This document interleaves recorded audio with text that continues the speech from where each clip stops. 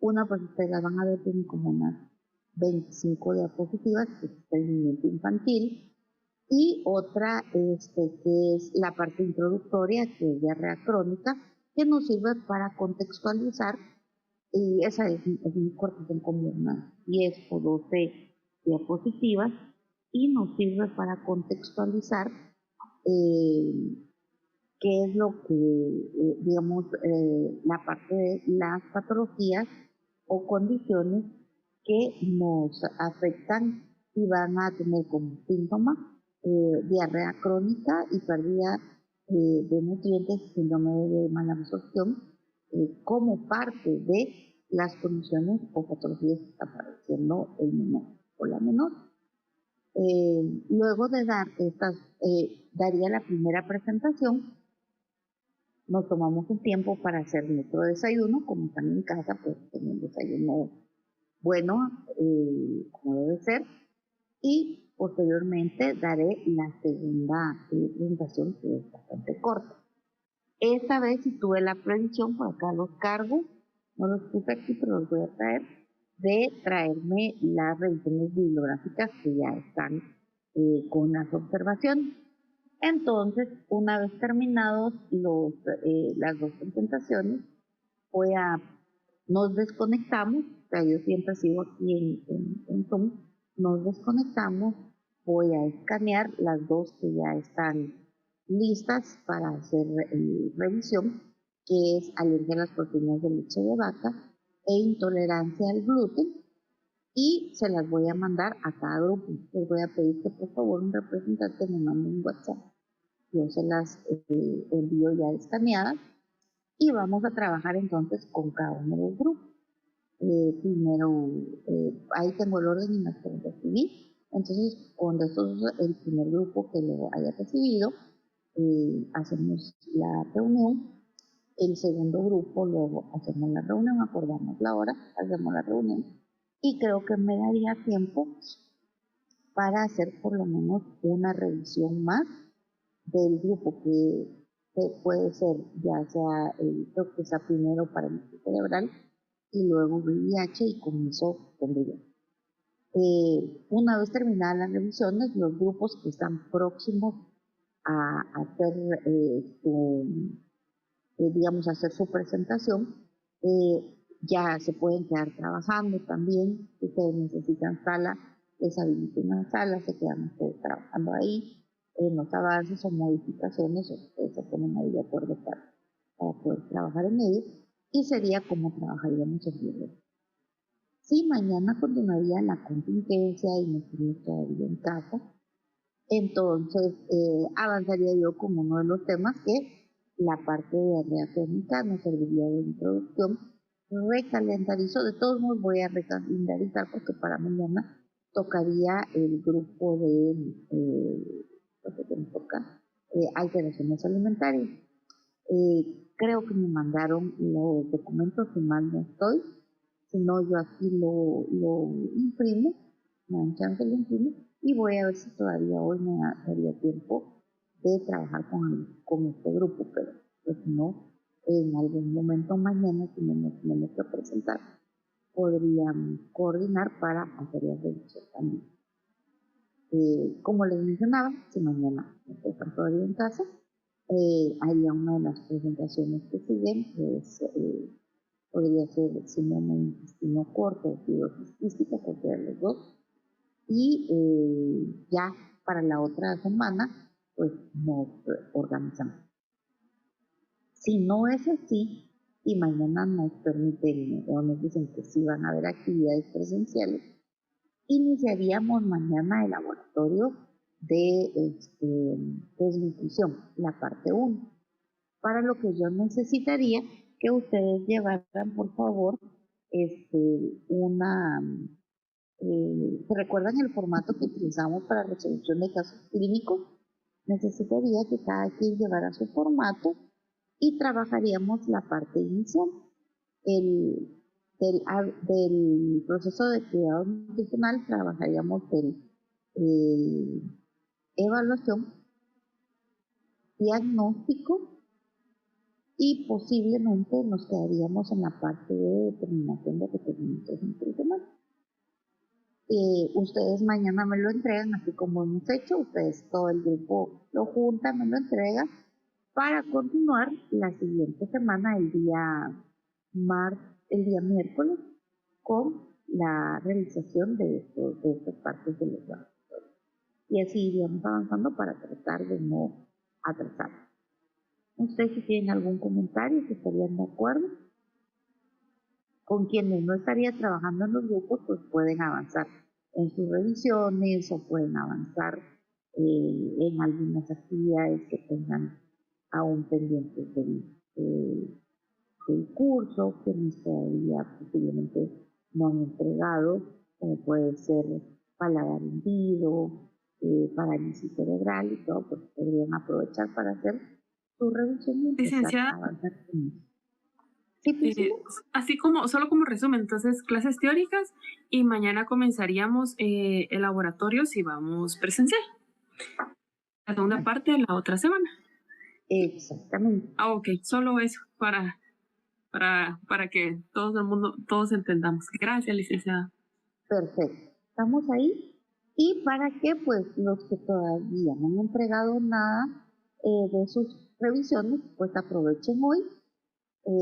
Si quieren reunirse, yo los habilito salas después para que puedan estar trabajando también en eso y no se atrasen, aprovechemos el tiempo que corresponde al curso. ¿De acuerdo? Perfecto. Entonces, si quieren, empiezo en este momento con el otro. Voy a empezar ya con la proyección. Voy a quitar la cámara porque así puedo quitar esta parte que me interrumpe a veces. Y vamos a iniciar con la primera actividad. Luego damos un tiempo de tal vez unos 20 minutos o media hora para poder hacer un desayuno decente, como siempre hemos indicado dentro de las recomendaciones, y posteriormente estamos con el siguiente paso.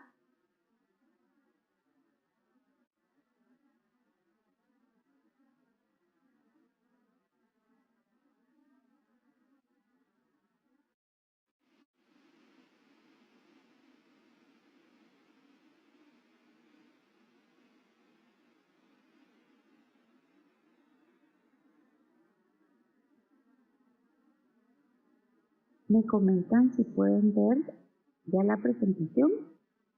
Sí, licenciada. Ok, perfecto. Antes de que se me pase, por favor, si serían tan amables de quienes no han marcado, procedan a marcar su asistencia, así ya nos quedamos tranquilos.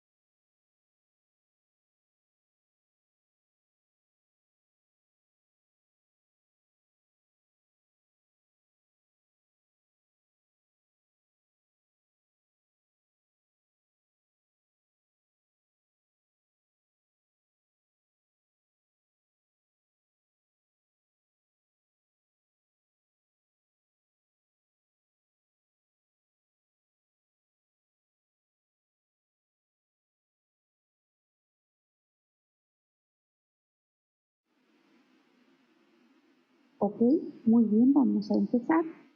Y hoy vamos a abordar el tema de tratamiento nutricional del estreñimiento funcional infantil.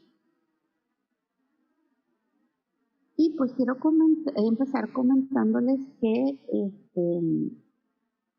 como actualización de esta presentación, estuve revisando algunos documentos y estuve buscando, haciendo una búsqueda en los diferentes espacios para poder actualizar un poco sobre la información que pueda haber disponible sobre la prevalencia y la epidemiología del estreñimiento infantil.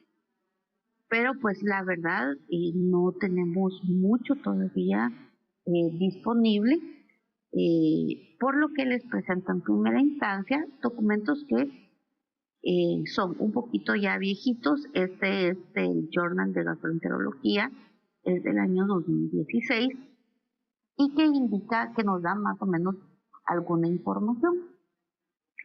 En este estudio pues indican que en una revisión reciente en aquel momento, hasta realizado hasta un año de edad, pues hay una gran disparidad o hay mucha diferencia entre, voy a utilizar aquí en esta actualización del,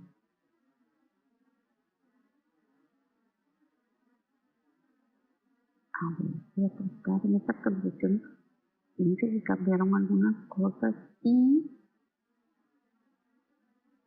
pues no puedo utilizar ahorita el cursor, pero bueno, antes aparecían por acá en otra disposición. Pero como tenemos tiempo de no estar utilizando Zoom, pues estas actualizaciones nos han complicado.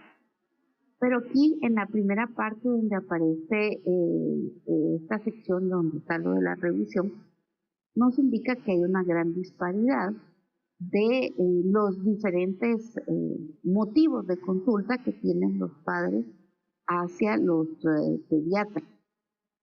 Entonces, tenemos, por ejemplo, que pueden consultar por cólico de lactante entre un 2 y un 73% de las consultas pediátricas, por regurgitación del 3 al 87%. Quiere decir que las dos situaciones van a estar presentes en el mismo menor. En estreñimiento funcional, pues puede ser desde una prevalencia muy baja hasta el 39%, diarrea funcional del 2 al 4.1% y disquesia del 0.9 al 5.5%. En otro estudio también ya algo viejito, pues en el 2015, siempre en Estados Unidos, nos establece que en población preescolar, basado en los criterios Roma 3, nos damos cuenta que ya es un estudio un poco más viejito porque está hablando de criterios Roma 3, mientras que pues ya sabemos nosotros que los que están actuales o vigentes en este momento son los Roma 4. También hice una revisión para ver si había alguna publicación por parte de expertos, para ver si ya tenían algunos los criterios Roma 5, pero no aparecen publicados en ningún espacio, entonces asumimos que todavía no se ha realizado esta nueva revisión en cuanto a los criterios diagnósticos de alteraciones en el tracto gastrointestinal. Y establece pues una prevalencia para Estados Unidos global del 27% en menores de 4 años, según diferentes grupos de edad. En el primer año, por ejemplo, hay un 25% de regurgitación, que fue la clase anterior, de reflujo gastroesofágico, y 6% de cólico. Mientras que en el segundo y tercer año es el estreñimiento funcional el que va a ser más prevalente como motivo de consulta, con un 9%, diarrea funcional un 6% y síndrome de vómitos cíclicos también con un 6%.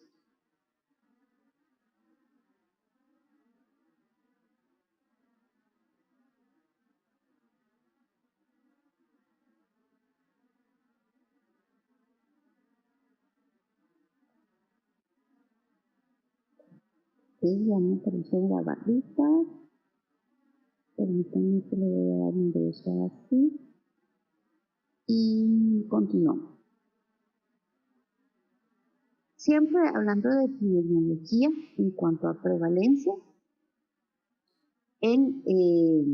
también utilizando criterios Roma 3 para el año 2016, se establece una prevalencia global de estreñimiento entre el 20 y el 40%. Dentro de esos hay diferentes manifestaciones. Trastornos de la defecación van a presentar entre un 10 o un 20% de los niños, trastornos relacionados con dolor abdominal durante el proceso de defecación, siempre el 10 al 20%, y trastornos relacionados con vómito y aerofagia van a ser más o menos entre el 0.5 y el 4%.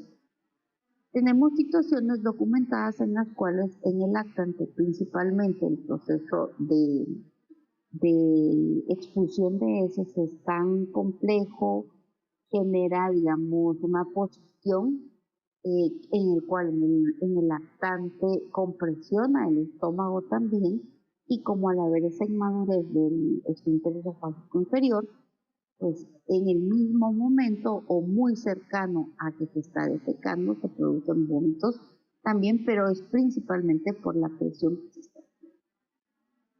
En cuanto a la revisión que les mencionaba, encontré este estudio, es una publicación del año 2022, es una publicación alemana que hace referencia a la presencia de estreñimiento tanto en niños como en adolescentes.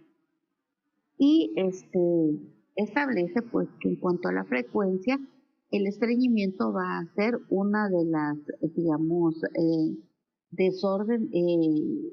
alteraciones del tracto gastrointestinal más comunes en la niñez y en la adolescencia, pero que pues es muy importante hacer un diagnóstico diferencial y determinar pues cuáles van a ser los síntomas que se van a presentar para poder dar un mejor tratamiento del menor.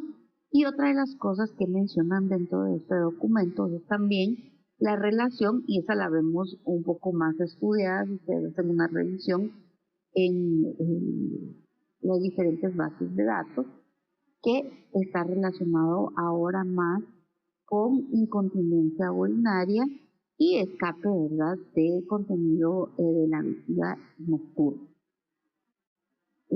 También pues nos menciona que es importante poner atención a esta condición que es el estreñimiento, porque también va a afectar la calidad de vida del menor.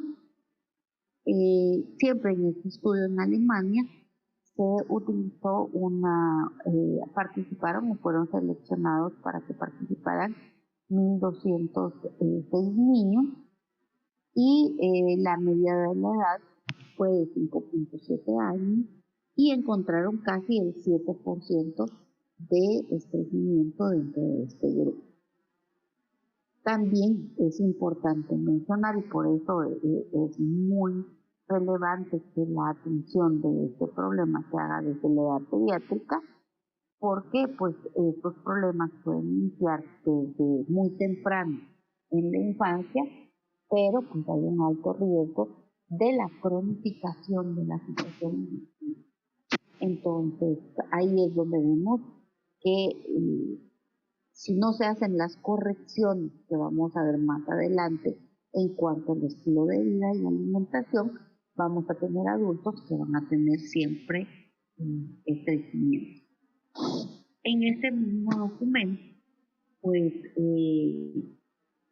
nos habla que más o menos el 80% de los casos de los 1.200 menores que ellos pudieron incluir dentro del estudio se refiere a estreñimiento funcional, y las causas orgánicas son menores. Las causas orgánicas, por ejemplo, van a estar más relacionadas con algún tipo de enfermedad. En parálisis cerebral, para el grupo que va a revisarlo, seguramente nos va a hacer una presentación también de las complicaciones que se dan. Vamos a tener una alta prevalencia. Mientras más severa la parálisis cerebral, más acusado y más complicado de manejar es el estreñimiento, pero pues también podemos tenerlo en otro tipo de desórdenes mentales con una prevalencia más o menos del 30 al 50% de los casos. Me llamó la atención, y por eso lo remarco acá, que mencionaba que el tratamiento tiene que ser un tratamiento integral, que tienen que investigarse las causas. Yo no puse, pero les voy a compartir, o sea, les voy a poner en el portal este documento, al ser bastante reciente, pues ustedes pueden dar una revisadita ahí, de los factores de riesgo que pueden llevar a este estreñimiento funcional. Y me llamaba mucho la atención el hecho, en primera instancia, que a diferencia de los documentos que pueden ustedes tener disponibles, esos sí son bastantes, de más o menos de principios del 2000 hasta el 2015-16, que no se daba tanto o no se mencionaba tanto esta relación entre los problemas de continencia urinaria y estreñimiento. Y por otro lado, aparece también de manera importante la parte del abuso, la parte de la negligencia por parte de los padres, como agentes causales o factores de riesgo de presentación de estreñimiento en menores. Maltrato, negligencia, abuso sexual, violencia, etcétera, son situaciones que parecen estar relacionadas con la presencia de estas alteraciones y que obviamente, si estamos hablando, por ejemplo, de negligencia o de maltrato, aunque nosotros hagamos un abordaje bastante completo de las recomendaciones de la educación y asesoría nutricional, no vamos a encontrar un cambio significativo en la condición del menor, porque el origen de la problemática o de la razón por la cual se da esta situación no es alimentaria, sino que hay que abordarla desde un contexto psicológico, psiquiátrico o, por ejemplo, trabajo social, para poder incidir en la causa fundamental y, por supuesto, que esto haga una diferencia. También, pues lo que nosotros ya sabíamos nos presenta, ¿verdad?, la importancia de una ingesta adecuada de líquidos, mejor si es agua, ¿verdad?, aunque al hablar de menores es un poquito a veces complicado la parte del consumo de agua, más si la familia está acostumbrada a tomar otro tipo de bebida, la fibra, pero le agrega ese componente que es muy importante, que es la actividad física, ¿verdad? Apropiada a la edad, de acuerdo a cada una de las edades. Quiero comentarles que sí hay también documentos disponibles de cuál es la cantidad de ejercicio, el tipo de ejercicio de acuerdo a la edad. El anterior, en la presentación de obesidad vimos una pirámide de actividad física, pero sí hay estudios en cuanto a qué tipo de actividad debe hacerse según la edad. Y esto también me llamó mucho la atención, que en esta publicación del 2022 en Alemania, pues nos habla de manejar alrededor de 250 mililitros de leche por día si los menores están aún consumiendo leche como parte de este tratamiento. Esta es otra publicación, esta es una tesis y está publicada con un estudio de estreñimiento funcional crónico en el 2019, y pues vemos también una media de edad de presentación de 9 años, hombres la mayoría, pero pues se puede presentar en ambos sexos, por lo cual no lo establecen como factores de riesgo asociados con el estreñimiento funcional crónico en niños mayores de 6 años. Aunque sí hemos visto cierta tendencia a que en la infancia sea mayor la prevalencia de estreñimiento en niños y un poquito, no tampoco es tanto, menos en niñas, pero en la edad adulta se revierte eso, aumentando de manera más significativa el estreñimiento en las mujeres y disminuyendo en todos. Otros factores que pueden ser importantes es el tener un padre o una madre o ambos con antecedentes de estreñimiento crónico como factor de riesgo para poderlo desarrollar, lo cual nos indica que es fundamental a la hora de la evaluación clínica de estos menores indagar también sobre la historia de estreñimiento en la familia. O sea, si una mamá o un papá llega a la consulta de nosotros principalmente o referido por situaciones como esta de estreñimiento, lo ideal sería también preguntar cómo es el patrón de defecación, a cuánto tiempo se remonta el hecho de que esté presente el problema. También el tener el hábito de hacer deposiciones por las mañanas fue un factor protector para el desarrollo del estreñimiento crónico funcional en niños mayores de 60 años. Y como lo mencionamos, ¿verdad? Cuando estábamos revisando la parte de obesidad infantil, cada vez es más difícil que los menores, tanto digamos en edad escolar, preescolar o los adolescentes, tengan el tiempo suficiente para poder hacer sus deposiciones. Igual lo mencionamos para poder desayunar. El desayuno también es muy importante, ya que recuerden que esto inicia el reflejo gastrocólico y cuando nosotros pues desayunamos empieza esa motilidad del tracto gastrointestinal que incide también en el proceso defecatorio. Pues esto sí que es un gran problema porque no podemos en la mayoría de los menores hacer un desayuno con tiempo, tener el espacio para, pues en cuanto se tenga el reflejo, poder ir al baño. Y lo vemos en las escuelas y en los colegios en los cuales los menores prefieren no responder al estímulo de la defecación porque se encuentran en el colegio, porque pues hay que pedir permiso, algunos profesores son bastante estrictos y no les dan el tiempo para que puedan ir al baño, etcétera, y eso obviamente va a agravar la situación de los menores. Y otro factor de riesgo puede ser el consumir menos de 4 vasos de agua al día. Vemos que la cantidad que recomiendan en los menores es la mitad de la que nosotros estamos acostumbrados a dar como prescripción en el adulto. Y el comer más de 3 veces verduras a la semana como un factor benéfico o protector del desarrollo de esta condición. Entonces ahí vamos perfilando ya digamos recomendaciones puntuales como mínimo en cuanto a 1 litro de agua o el equivalente a 4 vasos al día.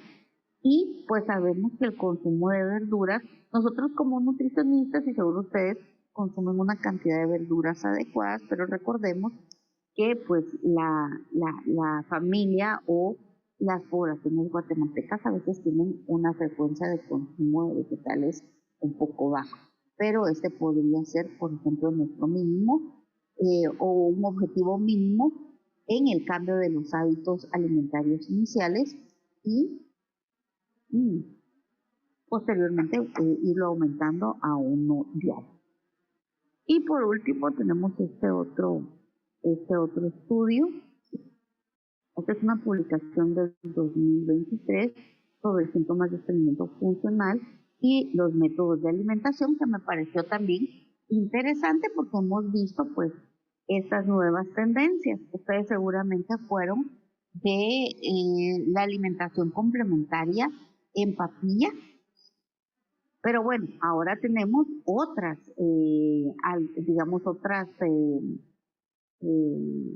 variaciones en cuanto a esta alimentación. Y esta publicación, este es un estudio brasileño y se analizaron a 135 lactantes y fueron asignados a diferentes métodos de alimentación, en los cuales pues podría ser el tipo de alimentación complementaria tradicional, por ejemplo, que es el de papillas, y los nuevos métodos en cuanto a la administración, que es el BIL, que son las siglas que utilizan en Brasil, para las modalidades en las cuales ya se dan alimentos sólidos, pero pues que sean fáciles de morder en los menores o en la alimentación, utilizando ambos métodos, en algunos momentos papillas y en otros momentos pues ya alimentos completos, siempre siguiendo la guía adecuada, ¿verdad? Y establecieron que no hay una asociación entre los síntomas del estreñimiento funcional y el método de introducción de alimentación complementaria que se vaya a utilizar. Entonces, esto también nos da pues algunos mitos utilizados para el baby led wean, que es el que se está, digamos, como es el boom que hay en este momento, y que en algunos casos pues se ha asociado con una disminución en la incidencia del estreñimiento funcional. Realmente esto es se debe hacer una individualización de la situación de cada menor. Factores como que si hay antecedentes familiares, tal vez pueda empezar más que el método de alimentación complementaria con el cual se va a hacer la introducción de alimentos. Ya entrando a lo que es la definición del estreñimiento, pues se lo pongo aquí entrecomillado porque es una definición ya establecida, y se indica que el término estreñimiento puede implicar deposiciones escasas, duras o difíciles de expulsar, o deposiciones con escasa frecuencia en su presentación, o una sensación de una evacuación incompleta. Dependiendo de la edad del menor, vamos a poder utilizar diferentes criterios para establecer esto. Por ejemplo, sensación de evaluación incompleta, lo vamos a poder preguntar en menores que ya se puedan expresar verbalmente, ¿verdad? Un lactante de 6 meses, 5 meses o de 9 meses no nos va a poder hacer referencia a eso, pero un niño mayor sí. Y no se indica pues de que ellos van al baño, pues se sientan, se toman su tiempo, pero pues al pasar un tiempo y al haber una expulsión de alguna cantidad de veces, siguen manteniendo esa sensación de que aún tienen ese deseo defecatorio. Otras de las términos que hacen referencia a los padres en la consulta es la eliminación de un excremento muy duro, como pueden ser estas bolitas, ¿verdad? Como que si fueran bolitas caprinas. Otros de los términos es que tapa el baño, o sea, la cantidad de las heces o la dureza de las heces hace pues que sea mucho más difícil ablandarlas y que entonces haya una dificultad para el arrastre del agua dentro del inodoro, y eso da este taponamiento.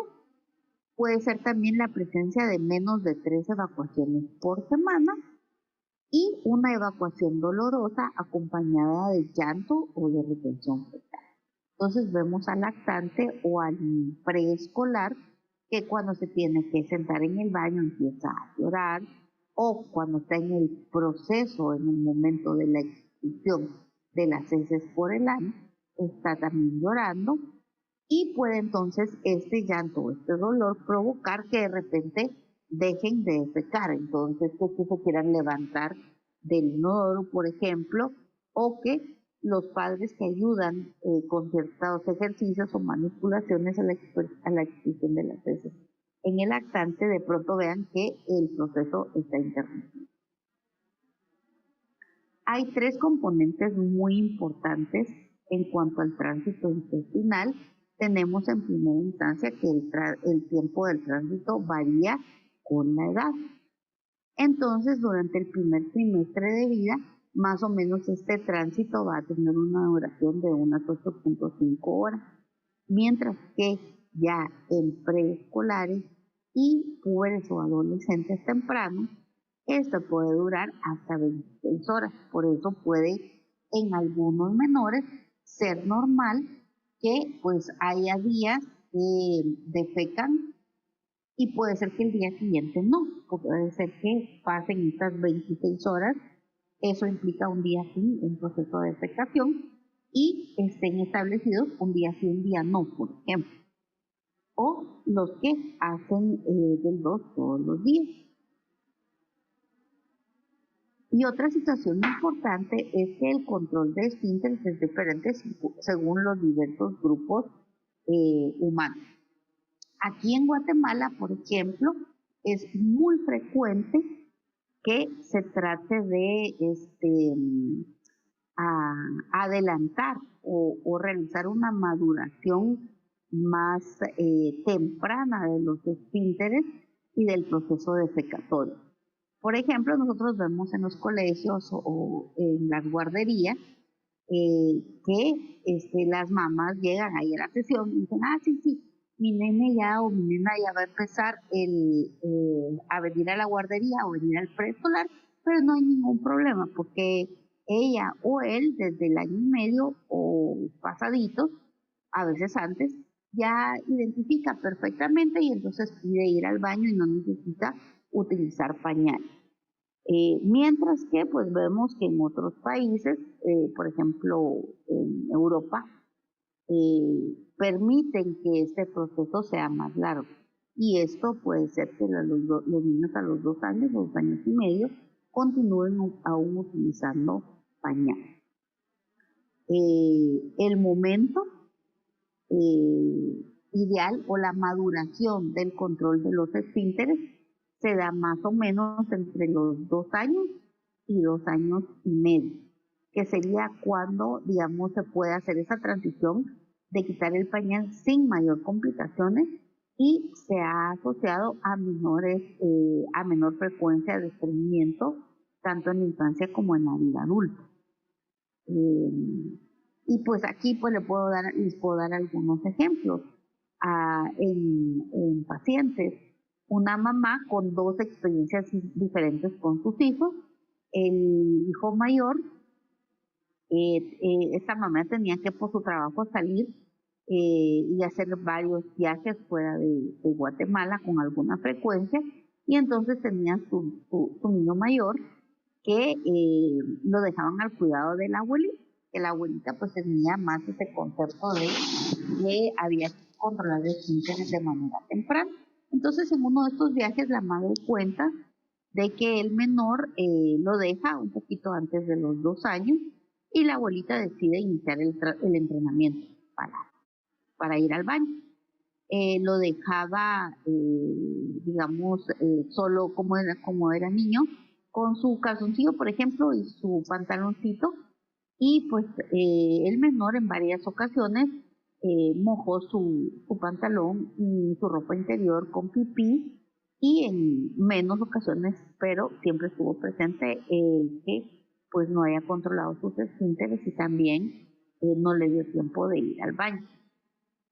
Esto la mamá la recordaba como una situación que fue un poco traumática para el menor. Estamos hablando de un poquito menos de 2 años, pero él sí tenía, cuando le refería a la mamá, se recuerda de que, pues sí, cuando aprendió a dejar el pañal, pues pasó algún tiempo, algunos días, con su ropa interior manchada o sucia, y pasar frío, por ejemplo, cuando se enfriaba el pipí después de que se había orinado encima.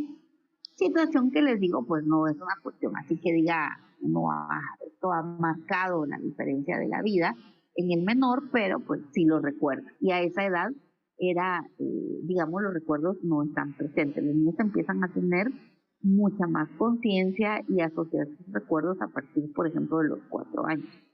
Mientras que con el otro hijo, pues no se dio esta misma situación. Ella ya había cambiado de trabajo, tuvo más tiempo para estar con él y retrasó el proceso lo más que pudo, tanto de que llegó a la edad escolar, fue a su primera sesión en el preescolar y fue, como ella lo comentaba en la clínica, de las pocas que levantó la mano y dijo que pues su hijo todavía utilizaba pañales.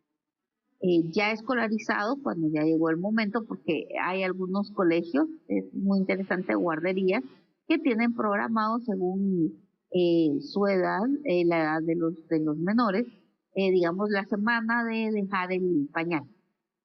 Y pues este menor fue cuestión de 2-3 días porque tenía ya un control completo o maduro ya sobre sus esfínteres, tenía alrededor de 2 años y medio, y entonces pues fue mucho más sencillo identificar cuando era pipí, cuando era popó, que lo llevaran con suficiente tiempo al baño, y el proceso pues duró pocos días y logró dejar su pañal con él.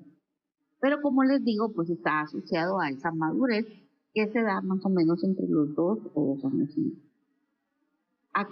Acá en Guatemala, de la poca información que hay, por ejemplo, vemos que se le enseña a las niñas antes a ir al baño que a los niños, justamente por el cuidado que existe sobre las niñas, de que pues no vayan, digamos, ya vayan entrenadas, sea menos la posibilidad de que sean personas extrañas las que les toque cambiarles el pañal, etc. En cuanto a las frecuencias de deposiciones, pues vemos que varían. Tenemos esta tablita que es un poquito viejita también, del 2006, pero que nos puede dar una orientación sobre cómo hacer, cómo es este proceso defecatorio. Entonces, por ejemplo, si es con lactancia materna, vamos a encontrar más o menos de 5 a 40 defecaciones por semana. Hay menores que es postpandemia. Cada vez que después de que terminan de mamar, van a encontrarse su pañalito con heces. En sucedáneos se disminuye, pueden ver ustedes que puede llegar incluso a ser menor, casi a la mitad de lo que la frecuencia que encontramos en niños mayores. Entonces, por día podemos ver casi 3 defecaciones, incluso 4 veces al día con lactancia materna, mientras que con sucedáneo de leche materna puede ser la mitad. De 6 a 12 meses vamos a ver que disminuye ya la frecuencia. En 1 a 3 años también va disminuyendo hasta el mayor de 3 años, que era lo que mencionaba anteriormente, puede ser de una vez al mismo.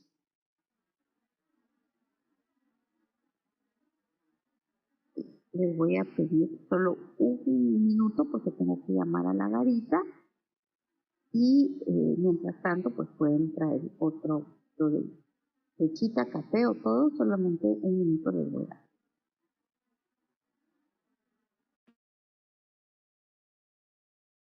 Pero es que mira aquí, esto de estar en casa y le interrumpen a uno un montón. Perdón.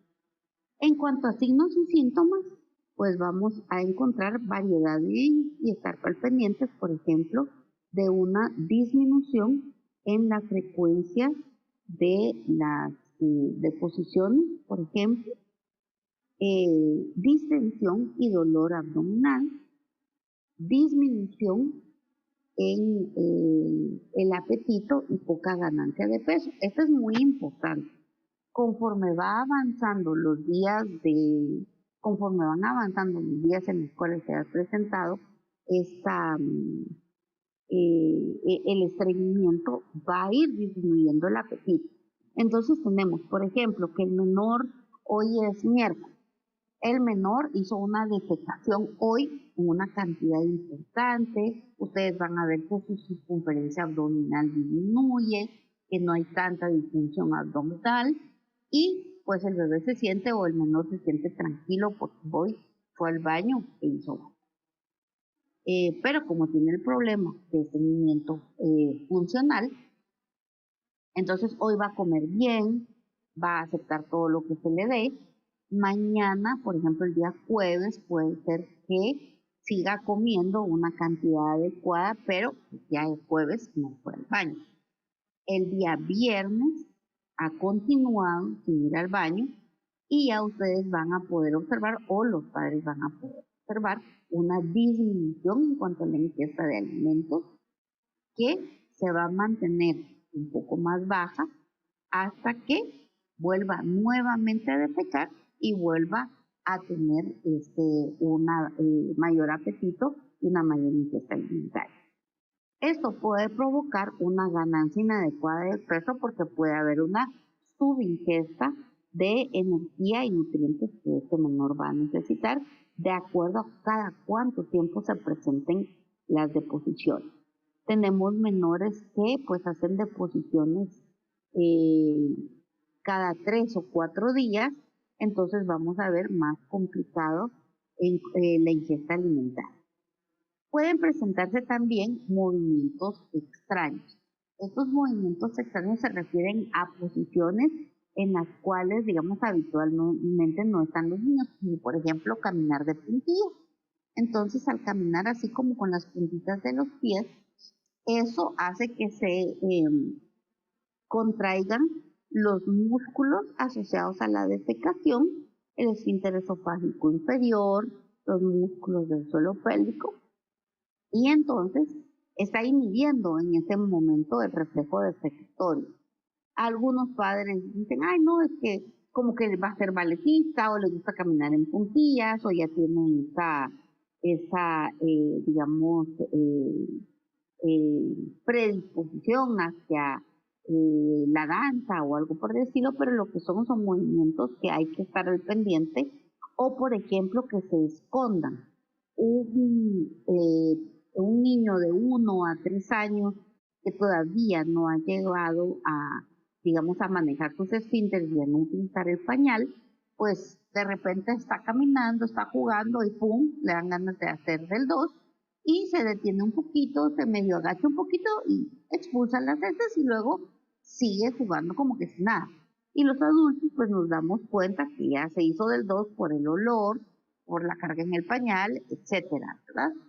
Pero estos menores no, son como más tímidos, entonces se esconden, y esto pues se malinterpreta a veces por los papás porque dicen, ay, ve, le da vergüenza y por eso es que se esconde atrás de una silla, de un sillón, etcétera, cuando lo que está haciendo es optando o adaptando algunas posiciones para inhibir ese reflejo defecatorio, y otras ocasiones podemos encontrar manchado en la ropa interior, y que pues si el niño está escolarizado, si ya está yendo a la guardería o al prekinder, los papás a veces dicen, no, si ya va al baño o ya fue al baño en el colegio, cuando lo que ha pasado es que hay un manchado de la ropa porque las heces duras que están taponando, digamos, el recto, que se están ahí juntando para que parezcan, digamos, así como un racimo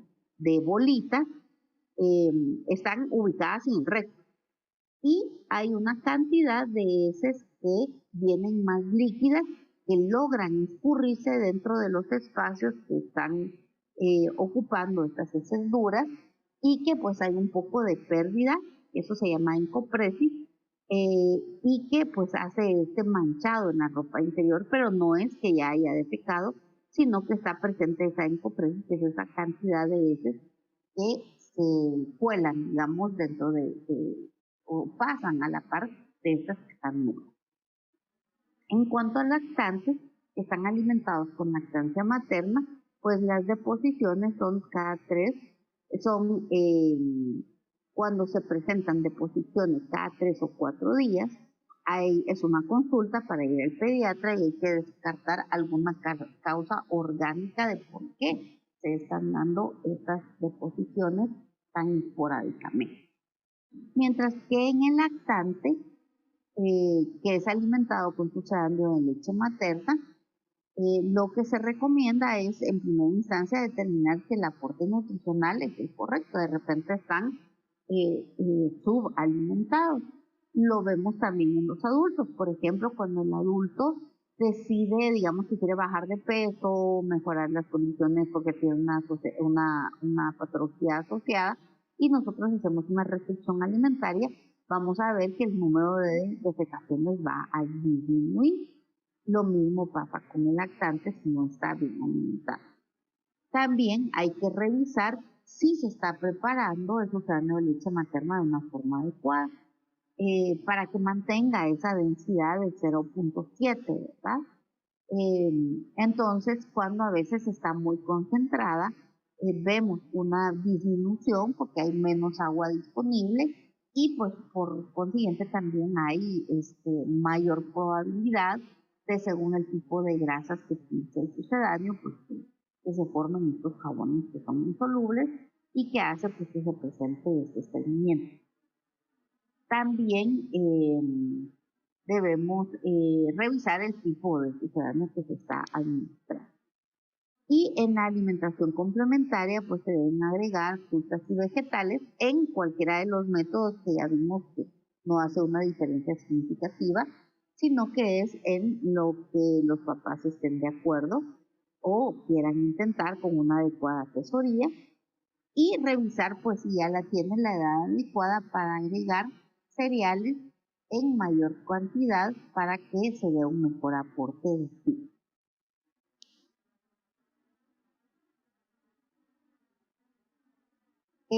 Mientras que en las características de la alimentación de los niños mayores, pues nosotros vemos que hay presencia de estreñimiento cuando en la evaluación dietética vemos que hay una dieta que es mucho más rica en proteínas. Hay acciones de los padres, como por ejemplo, cuando a veces hay problemas alimentarios y dicen, no, ¿sabes qué? Tomate mejor, comete la carne y no te comas los vegetales. O no se presentan ni siquiera los vegetales y las frutas. O sea, está dado ese valor de la importancia que tiene el consumo de una adecuada cantidad de proteína, que muchas veces se prioriza el consumo de proteína sobre otro tipo de nutrientes, y ahí se va a sacrificar entonces el aporte de fibra, que tanto sea soluble como insoluble. También se ha determinado que en patrones alimentarios donde hay una alto consumo de carbohidratos de absorción rápida, se ve una mayor incidencia de estreñimiento infantil. El desayuno es cereal, estos que contienen muchísima más azúcar, mientras sería más saludable pues de repente darles su porción de frijoles, que tienen ya de por sí un contenido de fibra mayor. Y cuando la ingesta de agua es escasa, entonces es muy importante en la evaluación dietética poner especial atención en la indagación sobre estos hábitos alimentarios aquí mencionados. En esta esquinita lo que les pongo, ahí la voy a tratar de hacer mayor. Mucho me deja hoy aquí. Vemos la escala de Bristol para menores. Esta está, ¿cómo se llama? Más dirigida hacia niños. Entonces, lo vemos que para preguntarle cómo son sus heces, pues se utilizan términos más infantiles. Por ejemplo, vemos aquí el tipo 4, ¿verdad? Que sería el ideal. El tipo 4 es como una víbora, suave y blandita, y pues vemos el dibujo, o en forma de salchicha, pero con rajaduras en la superficie, ¿verdad? Vemos acá pedacitos duros donde ya hay estreñimiento, que es el tipo 1 y el tipo 2, y nos dice pues pedacitos duros como nueces, aquí pueden decir como bolitas. Vemos aquí que si ustedes se han fijado, ¿verdad? Los conejitos defecan en bolitas. Entonces les puede decir uno a los menores, son como los conejitos que son bolitas las que salen, o en forma de salchicha, o llena de bultos, o como un tronco, por ejemplo, de un árbol, que podrían ser indicadores de estreñimiento. Hay otro, no lo encontré, pero hay otro que, por ejemplo, cuando habla de heces con diarrea, el tipo 5 lo menciona como nuggets de pollo, que tienen el tamaño y la forma de los nuggets de pollo. Entonces, desde ese entonces vemos diferente los nuggets de pollo. Ok. El diagnóstico, pues tenemos que tomar algunas características, como que en la infancia más predominante en los niños, que se empieza a desarrollar más o menos entre el 1 y los 2 años de edad, que es cuando se empieza a ver más claramente la retención de las heces. El niño tiende a retener las heces por el miedo o el dolor en el momento de la expulsión, adoptan las posturas forzadas que mencionaba, pueden encontrarse heces blandas o semilíquidas alrededor de las duras y la presencia de hipopresio, que se refiere a eso. Y vemos aquí esta imagen que nos ilustra una posición que no es adecuada para hacer el proceso defecatorio. Más si a los menores, por ejemplo, les cuelgan sus piecitos porque el inodoro les queda muy alto. Entonces es muy importante tener un banquito ahí para que puedan apoyar adecuadamente sus piecitos. Para hacer un diagnóstico más técnico, ¿verdad? Tenemos los criterios Roma 4, estos fueron publicados en el 2016 y los divide entre los recién nacidos y los niños pequeños y posteriormente en los adolescentes. Entonces, indica que se debe incluir al menos 2 de los siguientes criterios, al menos durante un mes, 2 o menos evacuaciones por semana, historia de retención excesiva fecal, historia de defecación dolorosa o con deposiciones duras, historia de deposiciones voluminosas, que es lo que es cuando los papás mencionan que tapan el baño, y la presencia de masa fecal en el recto, esto es cuando el médico hace la revisión, ¿verdad? Y en niños que ya desarrollaron cierta continencia fecal, pueden utilizarse criterios adicionales como al menos un episodio semanal de incontinencia fecal y antecedentes de heces de gran diámetro que pueden obstruir el niño. Además, se deben asociar, por ejemplo, con síntomas como irritabilidad, disminución del apetito, saciedad temprana. Entonces el menor que empieza a comer y da 3, 4 bocados y dice, no, ya no quiero, ya me llené. Y que van a desaparecer estos signos o síntomas después de que se dé una deposición abundante. Y para adolescentes, pues están también la mayoría de los anteriores y se asocia que después de la evaluación médica apropiada no puedan atribuirse estas alteraciones en la defecación a otra condición que podría ser la del síndrome del intestino irritable, que ya tenemos diagnóstico en niños mayores y adolescentes de presencia de síndrome del intestino irritable. Acá, otra de escala de Bristol, aquí está la que aparece, donde aparece que son como nuggets de pollo, por ejemplo. Entonces estas nos sirven aquí para poder hacer clasificación. Miren aquí el tipo 6 aparece como avena. En cuanto al tratamiento, pues tenemos, lo van a encontrar ustedes en los documentos, el tratamiento inicial es un tratamiento médico en donde se da las fases de limpieza o desimpactación y acá el médico va a recetar ya sea laxantes orales o se pueden utilizar algunos locales para estimular en la salida de esas heces que son realmente muy duras y que van a pasar lesionando al menor. Y luego ya entra en la fase 2, que es el reencuentro de los hábitos alimentarios adecuados y se hace por medio del manejo de la dieta y del entorno ambiental. Y la fase 3, pues ya es el mantenimiento de los hábitos y en esta fase debe evitarse el uso de laxantes por tiempo prolongado. O sea que mientras se establecen podríamos utilizar, en esta primera parte sí se van a utilizar laxantes como les mencionaba, en esta segunda fase puede ser necesario todavía en lo que se dan las modificaciones porque esas no aparecen los cambios en defecación de 1 o 2 días y ya se les solucionan los problemas, sino que llevan más tiempo y posteriormente es el mantenimiento. Entonces, dentro del tratamiento dietético vamos a ver un incremento en el consumo de fibra.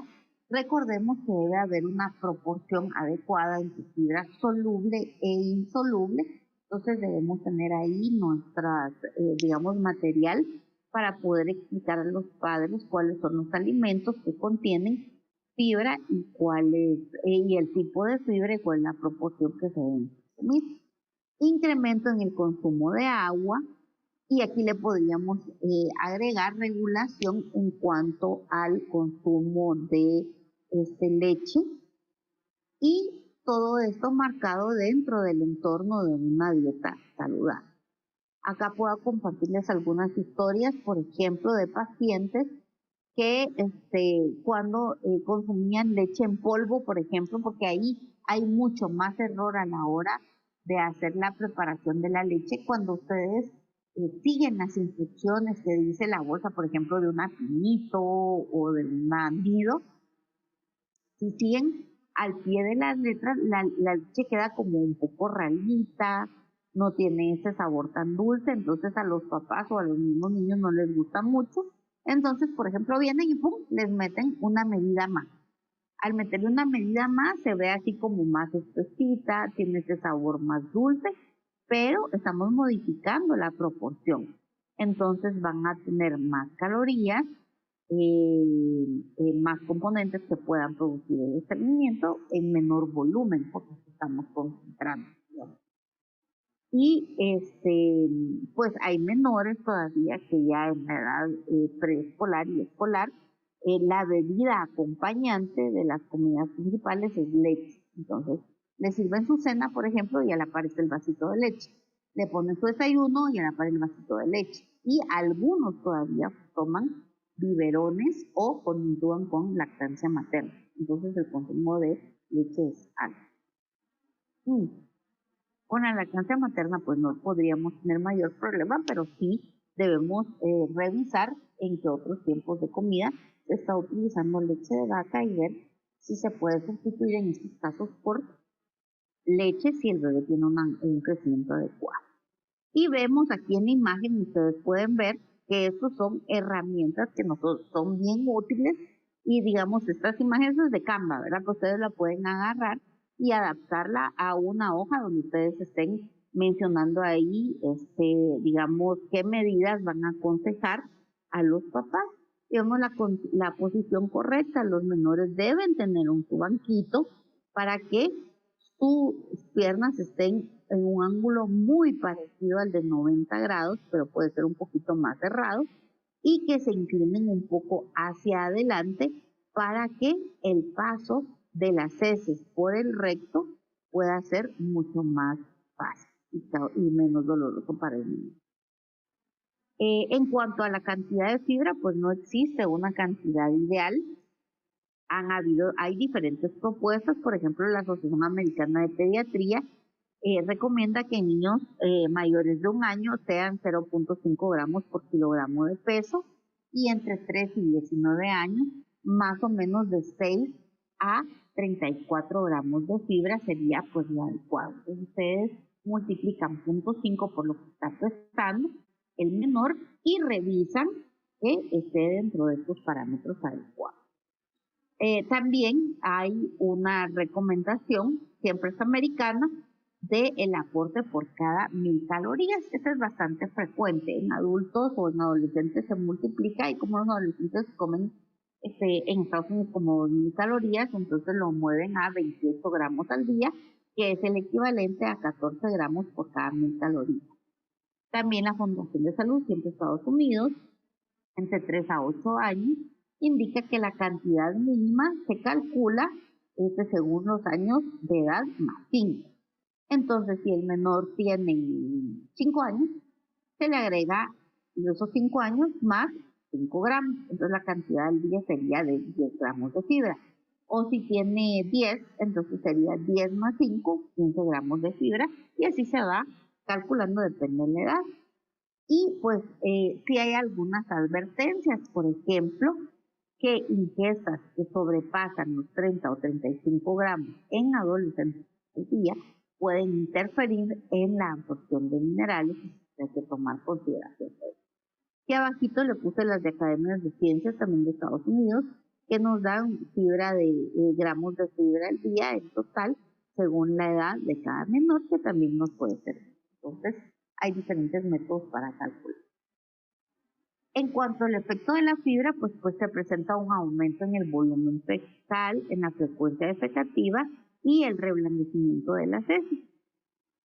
También se promueve un crecimiento de la masa bacteriana, aceleración del tránsito colónico y formación de gas. Esto último hay que especificárselo a los papás porque pasan de estar preocupados porque el niño no puede fecar y está estreñido a que empieza a tener más gases, a que observa distensión o a que ve que va varias veces al día. Pero pues si nosotros nos adelantamos ante esos acontecimientos, de estos efectos que va a tener esta adición de fibra a la alimentación, pues los papás lo van a poder manejar bastante bien. La relación de frutas de fibra soluble e insoluble debe ser de 1 a 3. Preferir dar frutas, cereales, vegetales, alimentos naturales que contengan fibra más que suplementos. Los frijolitos, por ejemplo, pedirle que los hagan en casa y que solo los cuelen, ¿verdad? Para que tengan, y que no, o sea, que los licúen, pero no los cuelen, perdón, para que tengan esa cantidad de fibra adecuada. Esta práctica de colar los frijolitos y quitarle la fibra es una práctica más así de las abuelitas, ¿verdad? Y recordarle a los papás que una respuesta positiva puede llevar varias semanas. Entonces hay que ser constantes en los casos. ¿Qué precauciones se debe dar? Pues no hacer monótona la dieta. Que una vez conseguido el hábito intestinal diario, pues tratar de nuevo de regular la fibra. De repente estamos dando una cantidad mayor, pero una vez ya está establecido, ya coman suficiente agua, hagan ejercicio físico, etcétera, pues se puede disminuir la cantidad de fibra. Algunas recomendaciones, no recuerdo si se los mencioné en adultos, pero pues han habido papás que lo que hacen es combinar, digamos, pan integral con pan blanco. Digamos, si van a hacer un sándwich, una rodaja es de pan integral, otra rodaja es de pan blanco, y lo van combinando y así poco a poco van acostumbrando al menor a una mayor ingesta de ese tipo de fibra. O combinan, por ejemplo, pasta que van a hacer espagueti, van proporcionalmente agregando cierta cantidad de pasta que es espaguetis integrales, por ejemplo. O pasa lo mismo con el arroz, agregan, cuando calculan qué cantidad de arroz van a hacer, pues agregan cierta cantidad de arroz integral. Siempre recomendar el adecuado consumo de agua. La dieta debe adecuarse a los niños, o sea, no vamos a esperar cosas maravillosas, ¿verdad? Coman salvado de cereales o que coman la cantidad de fibra de manera inmediata, de forma rápida. Y pues también tomar en consideración que se puede presentar una reducción en la absorción de calcio, hierro y zinc, y revisar entonces si sería necesario suplementarlo o si empiezan a aparecer signos clínicos de él. Dentro de las otras recomendaciones tenemos obedecer rápidamente al deseo de defecar. Esto realmente debe ser a todas las edades. Acostumbrarse a hacerlo aproximadamente a la misma hora. Si nos es muy difícil en la mañana, porque el menor tiene que ir a estudiar, entonces la educación va a ser en la tarde. Le vamos a indicar, o en la noche, a los papás que se tomen el tiempo suficiente, por ejemplo, y que va a ser una tarea que va a llevar algún tiempo, ¿verdad? De que después que el niño regrese, de repente coma algo en casa, se establezca, pues ir, bueno, ahorita nos vamos a ir a sentar al baño, yo te acompaño. Entonces tener ahí un libro de cuentos o tener alguna actividad, pues que entretenga al menor en esos minutos que va a permanecer sentado. En algunos momentos pues no va a pasar nada, posiblemente solo haya expulsión de gas, pero posteriormente el cuerpo va a reconocer que esto va a hacer, ¿cómo se llama? Un hábito, y van a ir viendo los padres cómo, pasando algún tiempo, pues entonces se siente el menor, empieza el reflejo y se da la expulsión de las heces. Desayunar adecuadamente, esto sí es posible. También hablar con los papás de la importancia que tiene de que el menor responda a su reflejo defecatorio aún que esté en el colegio. A veces con los niños varones es más sencillo y con las niñas pues son un poco más, pero o nos ha pasado, por ejemplo, típico ejemplo de ir al centro comercial.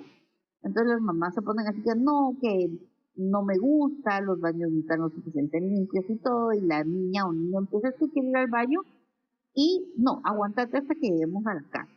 Cuando se ha aguantado todo ese tiempo, se aprende a no hacer caso a ese reflejo gastrocólico y empieza a acumularse las heces que se van a ir secando en el recto y se van a poner muy. Y hacer ejercicio de forma habitual. Les pregunto, a ver si alguien me responde por ahí. ¿Este niño estará adecuadamente sentado en el inodoro o harían alguna modificación? O abren su micrófono o levanten su manita para decirme qué piensan. Buenos días, licenciada. Buenos días. Yo en una ocasión vi de que tienen que poner como un banquito para que los pies estén, o sea, no deben estar colgando ni ellos como que moviéndolos, sino que tienen que estar como un poquito más arriba, como que sus rodillas un poco inclinadas para arriba, para que queden como al nivel y poder tener una buena defecación. Perfecto. Gracias, Catherine, por la intervención. Así es. Lo vimos aquí, me voy a regresar rápidamente. Acá, esta sería la posición adecuada. Y entonces, enseñarles a los papás cuáles no son las adecuadas, como sería esta, que esté colgando, que esté recto, etcétera. Y tenemos otro. Y enseñarles bien. Miremos acá, esta niña que está en esta imagen, que está sentadita en su digamos, inodoro entrenador, que le llegan sus piecitos bien y que está ligeramente inclinada hacia adelante. También quiero comentarles que acá donde dice ejercicios existen diferentes técnicas. Entonces, a ver, ¿ustedes han oído de alguna técnica o algún ejercicio que hay que hacer o les dijeron alguna vez qué hacer cuando van al baño? ¿O cuando quieren ir al baño? ¿Sí, Mili? Pues por lo que yo he escuchado las recomendaciones, también es hacer como tipo sentadillas o quedarse como en cuclillas, no sé, como en puntillas, digamos, estar como que estuvieran haciendo, bueno, como que estuvieran así agachados y estar así en puntillas, como que eso va a promover más, pero no sé. Ajá. Sí, el estar agachaditos, así como en cuclillas, sí, porque eso genera digamos, esa forma adecuada. ¿Sí, Lourdes? Fíjese que también una vez con unas de mis amigas, una no podía ir al baño y que si la otra le dijo que ella recibía clases de yoga y que en la misma clase les habían mostrado como posiciones para que pudieran tener una mejor digestión y pudieran ir al baño. Una de esas era colocarse de rodillas y poner las manos hacia adelante y agacharse. Y así le mostró varias posiciones, digamos, para poder ir al baño. Ok, perfecto, muy bien. Por ahí, Catherine, ¿cómo su manita levantada nuevamente? Sí, también como, bueno, eso lo he visto en los bebés, como cuando le quieren sacar un poco el aire también, que le agarran las piernitas y se las hacen para arriba como contra el estómago. Excelente, ajá, también. Sí, entonces tenemos ejercicios que van a ser para adultos y ejercicios o para niños más grandes, y ejercicios que van a ser, digamos, para lactantes. En lactantes, no tengo por aquí, pero después del desayuno, pues vamos a ver algunos ejercicios que se pueden hacer. Lo que menciona Catherine es cierto, es empujarles un poquito y llevarles sus rodillitas hacia el pechito, por ejemplo, o se hacen algunos masajes que van en dirección del colon, ¿verdad? Ascendente, transverso, descendente. Y también uno ha oído que dice que se den como unos golpecitos en las rodillas cuando están sentados en el inodoro, ¿verdad? Pero pues esto parece más un mito porque no entra dentro de los digamos, ejercicios que están probados. Pero lo que es importante es que haya un factor de distracción, haya algo que al menor lo relaje y pueda entonces defecar con tranquilidad. Si para un menor él siente que se da estos golpecitos en la rodilla, funciona, pues está bien, pero debe ir acompañado con otros ejercicios. ¿Sí, Catherine? Sí, le quería comentar, al menos mi hermano cuando estaba pequeño, como 3 años, sí, él, bueno, desde bebé siempre sufrió mucho como de estreñimiento y así. Entonces, como uno de hermanas siempre estaba como a la par de la mamá ayudando, entonces él ya iba al baño, entonces me llamaba y me decía como, haceme rodillitas, y eso para él sí, él sentía que sí le ayudaba bastante para poder ir al baño. Y pues, sí, como es relajación, ¿verdad? A veces no es directamente que tenga una función fisiológica o algo así, sino que es pues esa respuesta que se da en el menor. Muy bien, entonces, estamos ahí. Eso es lo que teníamos para hoy, para el tema del estreñimiento infantil. Voy a dejar de compartir aquí la pantalla. Si me pueden hacer favor vamos a activar la cámara un momentito para poder hacer la captura. Hola, Nicole. A ver, ¿quién más ahí se? Guillermo, Gloria, buenos días. Ay, no, tenemos así como un déjà vu de aquellos tiempos. Nos quedábamos en casa, pero pues por seguridad y pues realmente si podemos nosotros avanzar de manera virtual, por lo menos en la parte teórica, estamos súper. Entonces, ¿qué hora tenemos ahorita?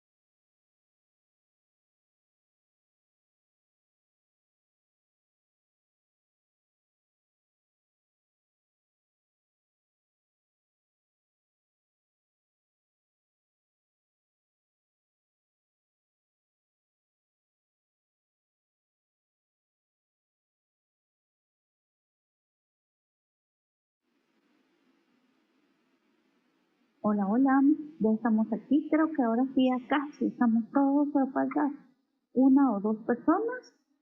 Entonces vamos a iniciar.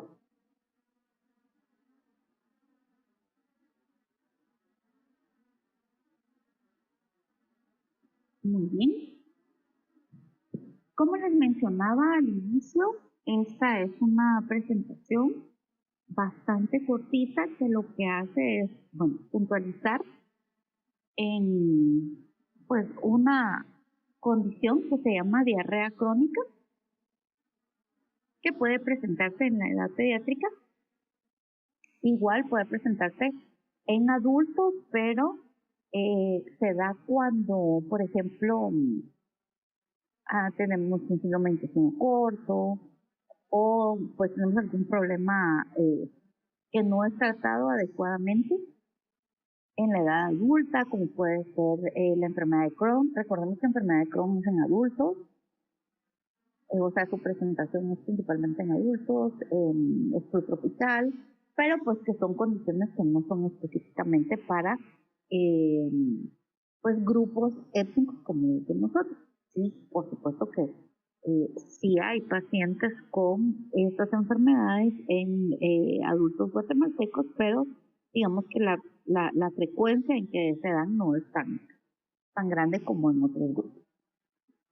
Entonces, vamos a ver acá que la diarrea crónica está pues relacionada con otra situación, o sea, va a la par de otra situación que es el síndrome de mala absorción. Cuando hay un proceso de diarrea crónica vamos a tener por lo regular acompañando un síndrome de mala absorción que en la edad pediátrica nos preocupa bastante debido a que entonces no hay suficientes nutrientes para garantizar los procesos de crecimiento en el mundo. Como concepto, se considera diarrea crónica prolongada o diarrea crónica o diarrea prolongada cuando la eliminación de las heces, ya sea aumento de número o alteración de la consistencia, se prolonga por más de 2, 4 u 8 semanas. Entonces tenemos situaciones, por ejemplo, en el síndrome de intestino corto, o sea, la diarrea, digamos, por la resección del intestino y en lo que se da esa atrofia o esa hipertrofia del intestino remanente, pues van a pasar algunas semanas, incluso meses, y nosotros vamos a observar, por ejemplo, que pues las heces no están bien formadas, son bastante líquidas porque todavía no hay una suficiente superficie para absorción de nutrientes por un lado, si estamos hablando de intestino delgado, o bien si lo que se fue es intestino grueso, no tenemos un suficiente espacio, digamos, para hacer la reabsorción del agua que se da en este tramo, ¿verdad?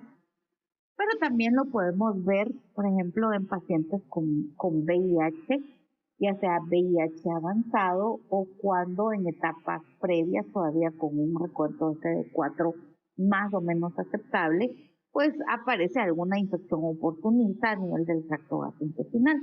Recordemos también que el virus del VIH infecta también las células del intestino, y pues eso va a causar que no esté en las mejores condiciones de absorción esta superficie y se produzca esta diarrea.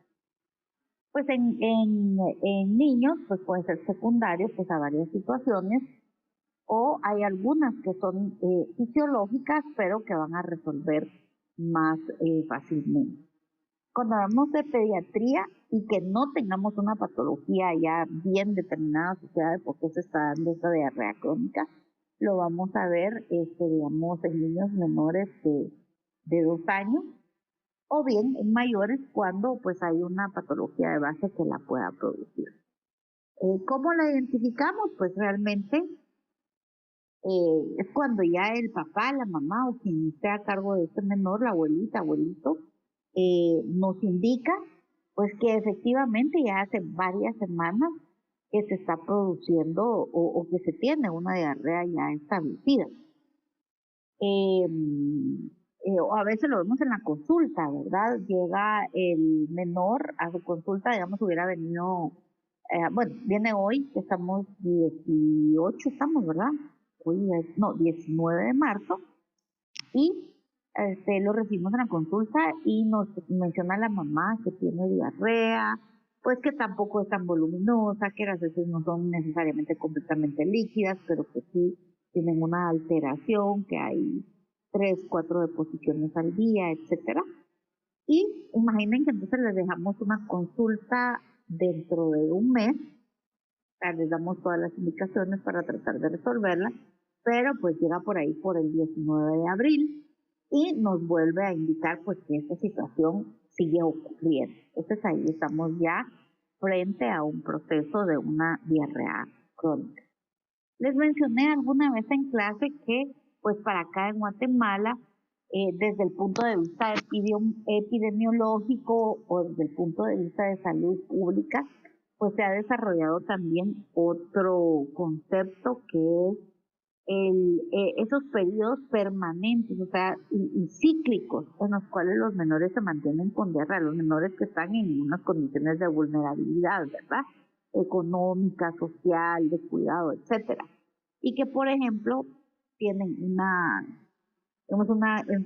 infección, una enfermedad infecciosa hoy, 19 de marzo, o una parasitosis, y pues se le da su tratamiento y todo, pasa 15 días bien, 3 semanas bien, pues el que no es bien, y luego pum, otra parasitosis o otra intoxicación alimentaria, y lo vuelven a resolver, y de aquí en un mes otra vez volvemos, y resulta que cuando uno hace el análisis, que eso lo comenté, una tesis de un médico, de un EPS en medicina, cuando uno se da cuenta y hace esta cronología de eventos, resulta que en un año el menor ha estado enfermo del estómago y presenta diarrea pues, por 25 semanas del año 26, 27, no sé, dependiendo cómo esté el menor en esas condiciones.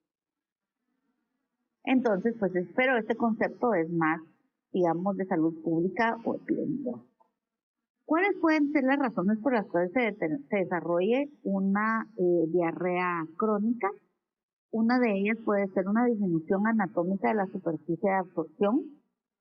Esto se puede deber a, por ejemplo, el síndrome de intestino corto, ya sea por las razones que tengamos, puede ser por una, digamos, enterocolitis necrotizante y hubo que hacer una revisión intestinal, por una gastrosquisis, que recordemos que gastrosquisis es la salida del intestino hacia la superficie de la cavidad abdominal, entonces ahí puede haber una lesión en el intestino y ya es necesario reseccionar el tramo que esté por fuera, digamos. Puede ser una perforación por una peritonitis, por ejemplo, que también lleve a una isquemia y muerte de parte del intestino. O sea, pueden ser varias razones por las cuales se dé esta disminución en la superficie de absorción. Luego otra puede ser una alteración en la digestión luminal. Esta puede ser una alteración pancreática. Recordemos el ejemplo acá de la fibrosis quística, que hay una disminución de las secreciones pancreáticas, o disminución o casi nada de secreción pancreática, y que necesitamos estas enzimas pancreáticas para digerir los diferentes alimentos. Al no haber estas enzimas, ¿qué es lo que pasa? Es que los nutrientes pasan de largo porque no van a poder ser absorbidos. Esto irrita la parte del tracto gastrointestinal que están en contacto, y entonces pues ahí vamos a encontrar una diarrea, ¿verdad?, en este paciente. Puede tratarse también por alteraciones en la absorción, como son las enteropatías, y vemos en enfermedad celíaca, por ejemplo, diarrea crónica y mala absorción, principalmente cuando no está diagnosticada. El diagnóstico de la enfermedad celíaca es tardío, y eso pues va a hacer que uno de los signos que nos dé, que nos indiquen los padres en la evaluación clínica, que son él, pues o ella pasar haciendo 2 o 3 veces al día, y las veces son de consistencia muy blanda. También puede ser en alergias a proteínas dietéticas, como la alergia a la proteína de la leche, por ejemplo, que pues habría que aplicar todas las indicaciones para poder hacer las recomendaciones y la alimentación con otro tipo de proteínas del menor. O digamos en un síndrome post-gastro enteritis. Entonces, digamos que a una gastroenteritis de estas fuertes que les dan a veces a los bebés o a las bebés o a los niños pequeños, que les pueden durar una semana o un poco más, la superficie de absorción ha quedado bastante dañada y eso hace que no se dé una adecuada absorción de nutrientes. Hay alteraciones motoras, como puede ser la diarrea crónica inespecífica, y en esta es como más idiopática, ¿verdad? No se encuentra, digamos, una razón, pero está presente. En este caso podemos hablar del síndrome de intestino irritable, cuya modalidad va a ser, o cuya presentación va a ser en forma de diarrea. Entonces la vamos a ver. O se puede dar por inmadurez o malnutrición. En este caso, pues, cuando tenemos un bebé que es muy prematuro, que todavía no está preparado para la alimentación enteral, y nosotros empezamos a dar alimentación enteral ya no trófica, sino que con vistas a que dé un aporte importante de los nutrientes, podemos ocasionar en ese caso una diarrea importante. O cuando hay desnutrición, recuerdan ustedes que la superficie de absorción no está bien, las vellosidades están aplanadas, están cortas, etcétera, y eso pues no permite que se dé la absorción de los nutrientes.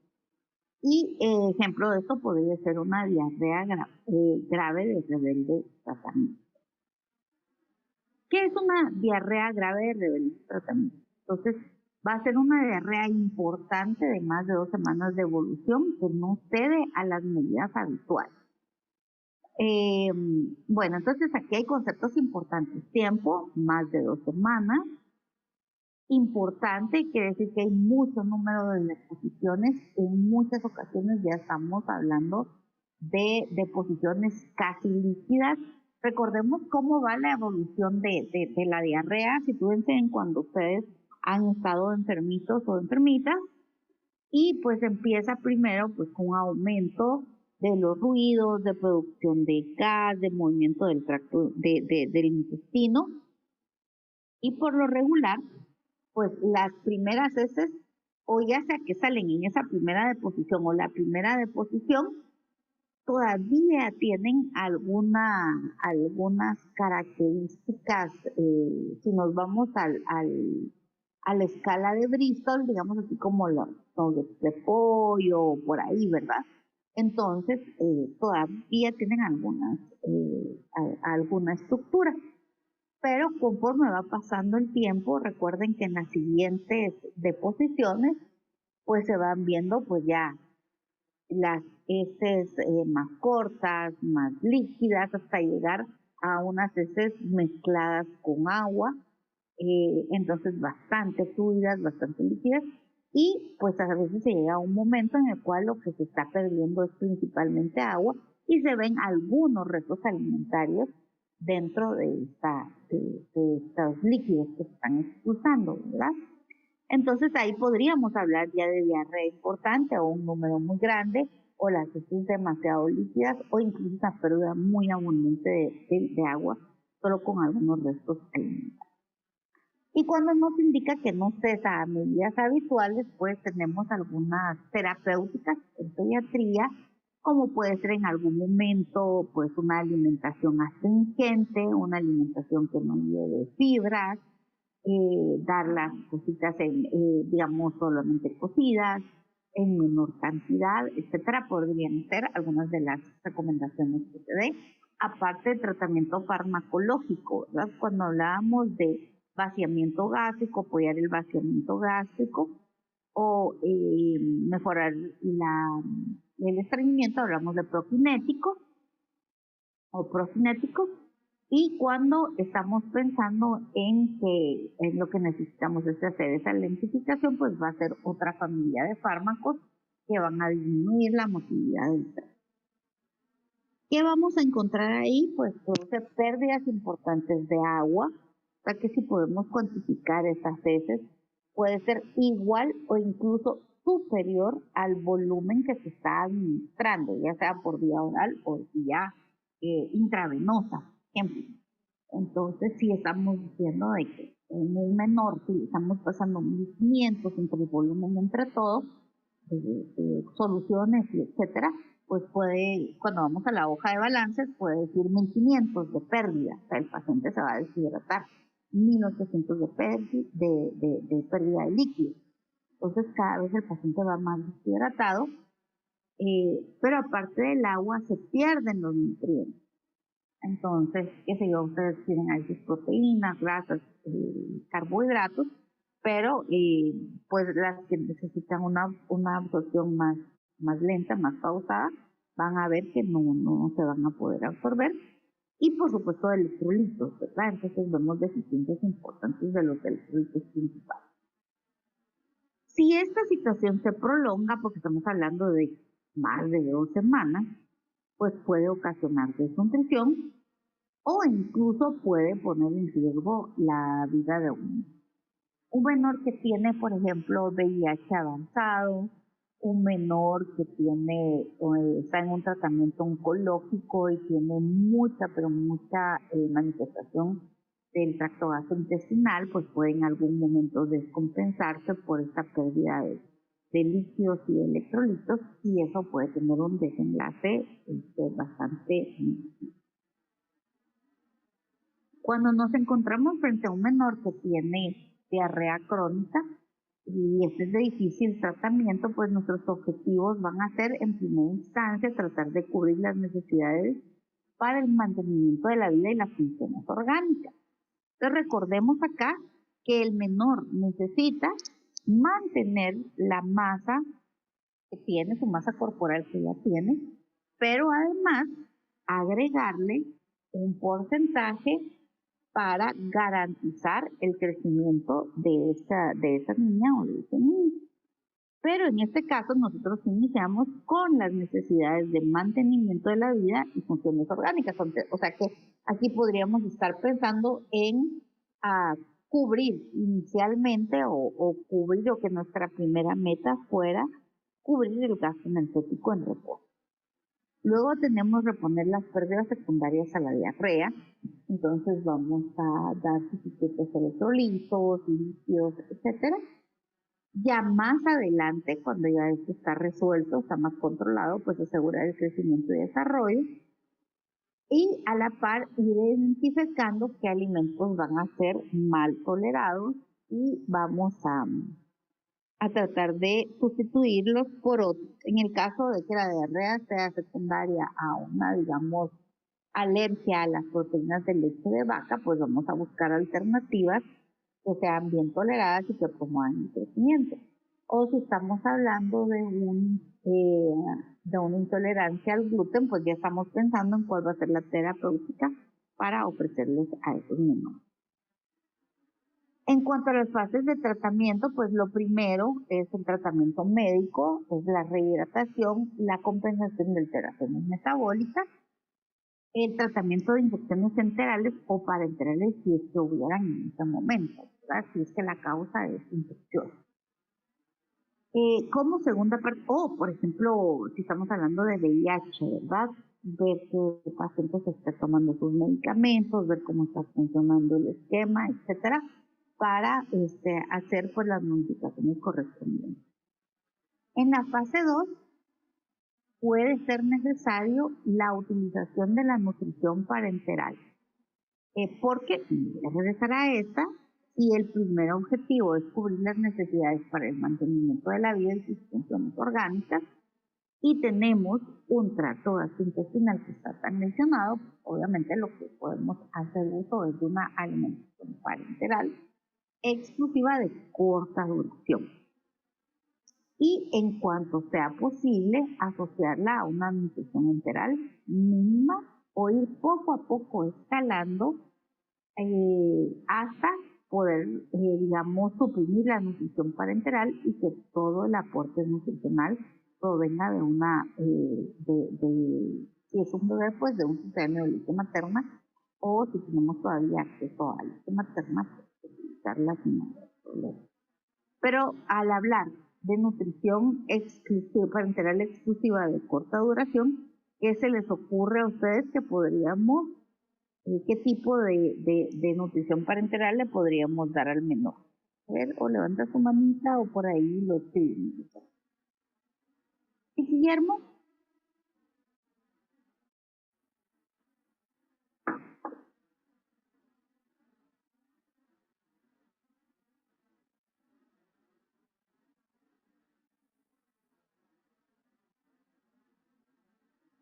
Perfecto.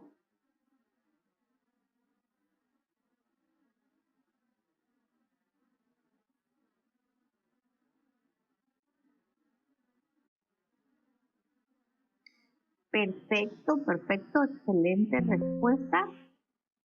Ay, miren, ahí por WhatsApp, ahí me hacen una minutita de quienes me han estado respondiendo hoy, por favor. Tengo a Guillermo aquí, creo que en la anterior, a Katherine. Espero por WhatsApp ahí ustedes me respondí tal cosa, porque voy a poner ahí por participación puntitos para tercer parcial, ¿verdad? Bueno, o segundo, ahorita lo revisamos, porque todavía no he subido las calificaciones de segundo, en esas voy. Entonces, porfa, no se les olvide mandarme WhatsApp para que yo lo pueda anotar y podamos asignar eso.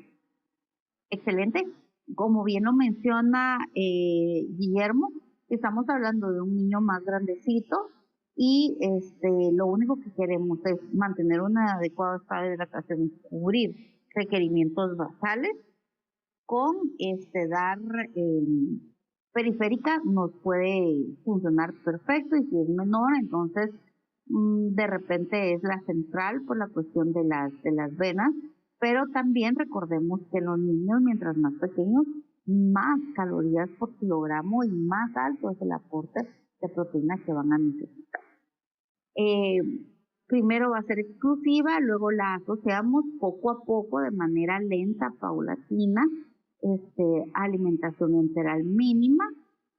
Si estamos hablando de niños pequeños, de lactantes, ya sabemos que si tenemos disponible por ahí calostro sería buenísimo, y si no, pues por lo menos leche materna, aunque sea madura, pero esa tiene una densidad de 0.7, entonces nos vendría bastante bien.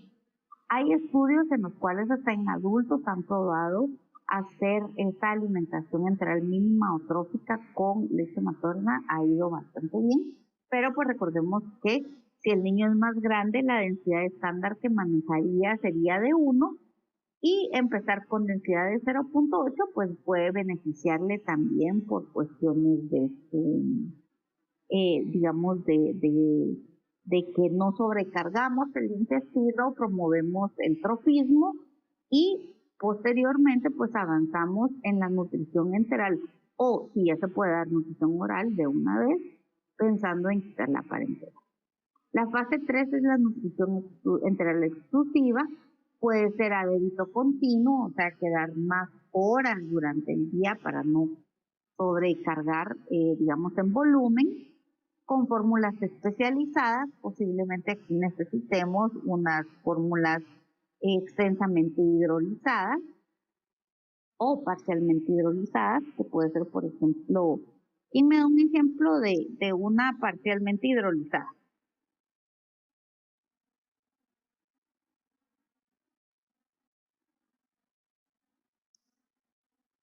¿O de qué variedad? Guillermo, porfa.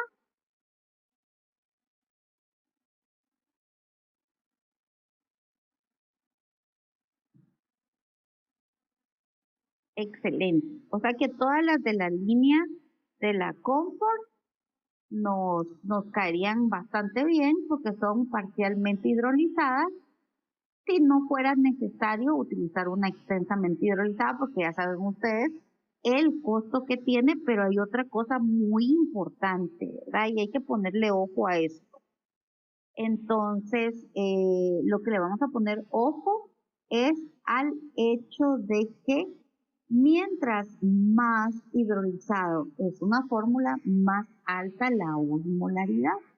Entonces, no queremos aumentar la osmolaridad, y que aparte de que no tenemos una absorción adecuada, agreguemos pues el riesgo de una diarrea osmótica, ¿verdad? Entonces, eso es lo que tenemos que ir revisando. Entonces, luego esta debe disminuir progresivamente y hacer una introducción a la dieta oral. En el caso, por ejemplo, del síndrome de intestino corto, muchas veces nos obviamos la alimentación enteral, sino que pasamos de una alimentación parenteral a la dieta oral de una vez. ¿Por qué? Porque realmente toda la primera parte del tramo del tracto gastrointestinal está funcionando. Boca, pueden masticar, deglutir, el esófago funciona, el estómago funciona y es hasta el intestino, y dependiendo del tramo del intestino el que esté comprometido, pues podemos saltarnos la parte de la nutrición enteral a irnos a una dieta oral. Y la fase 4 pues sería ya el establecimiento de la dieta oral, asociada, si fuera necesario, a un suplemento con una fórmula especializada, y luego pues a la dieta habitual con algunas exclusiones, y puede ser una dieta normal más fraccionada. Y ya por último, pues tenemos un tipo de diarrea crónica inespecífica, pero que tiene una característica particular, es que no hay malabsorción, sino que es un menor que cuando llega a consulta indica que tiene diarrea, o indica a la familia que tiene diarrea, pero que nosotros hacemos la evaluación nutricional de la persona y resulta pues del menor, y resulta que está dentro de su curva de crecimiento. No hay ninguna alteración, ni ha bajado ningún percentil, ni nada de eso, pero pues sí llega con una sintomatología. Entonces, esta etiología la tenemos no muy clara, porque sí está el problema, pero no sabemos a qué se debe. Cuando preguntamos sobre las características de las deposiciones, pues estas son blandas, muchas veces con restos vegetales y algo de moco. Suele presentarse entre los 6 y 12 meses de edad y puede ser intermitente, pero puede ser en niños mayores, pueden tener 3, 4, 5 años y va a ser intermitente, va a transcurrir entre periodos donde sientes toda esa sintomatología y periodos donde va a estar tranquilo. Otra de las cosas que debemos preguntar es las características de la primera deposición del día, porque suele ser normal. O sea, no hay mayores alteraciones en él. Y no, como les mencionaba antes, no va a afectar el estado nutricional. Y puede que no haya evidencia ni de infección ni de mala absorción. O sea, no hay fiebre, no hay otras complicaciones, no hay náusea, y cuando pues se analiza al menor no parece haber un proceso de malabsorción. ¿Qué encontramos? Abdominomialgia, exceso de, este dolor cede muchas veces cuando se expulsa el gas. Entonces a veces se lleva al menor a que se siente en el baño, tenga su banquito, esté ahí tranquilo o relajado y se está quejando de dolor, y empieza a expulsar el gas, y después de unos momentos que ha expulsado suficiente, ha sido la distensión lo que más le ha dado esa sensación de dolor, ¿verdad? O puede ser que sea necesaria una deposición, o en algunas ocasiones nada más dejar transcurrir el tiempo, se le dan los cuidados al menor y se va a ceder sin mayor intervención. Licenciada, una pregunta. ¿Sí? En el anterior, ¿va a haber un cambio de color por parte de las heces, de la diarrea? ¿No? Sí, puede ser. No solo cambios de colores, pueden incluso haber cambios en la consistencia durante todo el día. Entonces, empezar con esa primera defecación que va a estar en la escala 3, 4, digamos, de Bristol, o sea, una deposición normal, sin mayores diferencias, pero a lo largo del día empieza ya a hacerse con trocitos, a verse más agua ahí mezclada. Las heces normales son de ese color como marrón chocolate, por ejemplo, pero más claro, y puede ir cambiando, tornándose hacia un amarillo, por ejemplo, conforme vayan expulsando. O sea, sí es posible que se dé. Y podemos ver algunas cuestiones, como por ejemplo, la primera deposición que va a ser más digamos, estándar, no flota, sino que se va a quedar en el fondo, mientras que las que se van dando en el día empiezan ya a flotar. Entonces ahí podemos ver, digamos, posiblemente grasa presente de alimentos que no están siendo pues digeridos. Pero pues la característica es que sí hay esa diarrea, sí cambia su consistencia, pero no hay una afectación del estado nutricional. Gracias.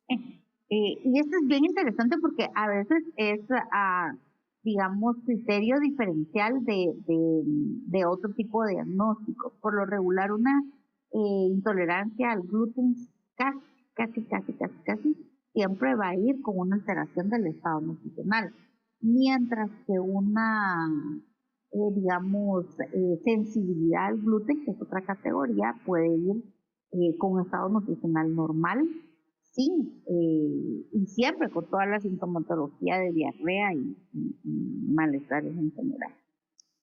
En cuanto al tratamiento, pues lo primero es evitar supresiones dietéticas, porque en casa vemos mucho que la familia empieza, ay no, entonces te voy a quitar la leche y te voy a dar leche de soya o te voy a dar leche de almendra, o cuando empiezan a identificar algunos alimentos, pues ya no te voy a dar eso, pero siempre debería haber un consejo dietético a la par de esa restricción. Luego, hablar con los padres. Nuestra labor con los papás es muy importante. Si no hay afectación del estado nutricional, hacerlo ver, enseñarles, ver cómo va su curva, ver si está dentro de los parámetros normales, hacer ese análisis de cómo ha sido su velocidad de crecimiento o su curva de crecimiento a través del tiempo y cómo esta no ha estado afectada. Y cuando hablamos también en concientizar, hablamos de lo de las supresiones. A veces es una cuestión pues desde casa que empiezan a cambiar. No hay una situación estándar o no hay un tratamiento estándar, pero pues se han propuesto algunas cosas que pueden funcionar. Una dieta baja en grasa puede ser, pero baja en grasa más ajustada hacia esos porcentajes que nos recomiendan, que puede ser un 25%, un 20%, de acuerdo a la tolerancia del BET proveniente de grasa. Una dieta sin residuos, entonces por algún tiempo dejar sin fibra, una dieta astringente, pero recuerden que pues hay que revisar que no se vayan a pasar al otro lado, que ahí tenga seguimiento el menor. Y en algunos casos pues se ha recomendado una dieta sin lactosa,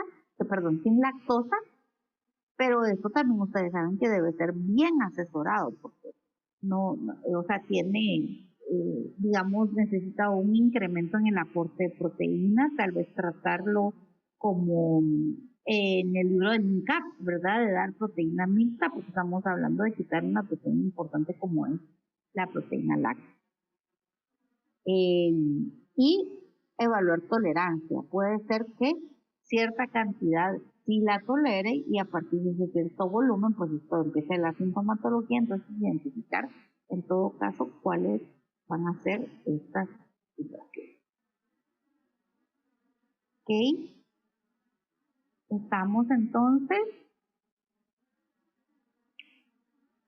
Les agradezco si tienen alguna duda o consideración. Ya he estado aquí recibiendo mensajitos. Por aquí puedo leer mensajitos. Yo me voy a poner a anotar aquí en mi papelito para que no se me vaya a olvidar. Pero prefiero ver si de una vez me lo ponen hoy. Tengo aquí de Lourdes, tengo de Guillermo, observaciones de las respuestas que han dado. Y cuando terminemos la sesión me voy a poner de una vez a hacer mi anotación respectiva. Aquel por ahí ha participado también y por ahí voy recordando a quienes han estado en la actividad. Son las 9:41, entonces vamos a interrumpir aquí la sesión con todos, entre todos, y voy a empezar, permítanme un segundo, voy a traer.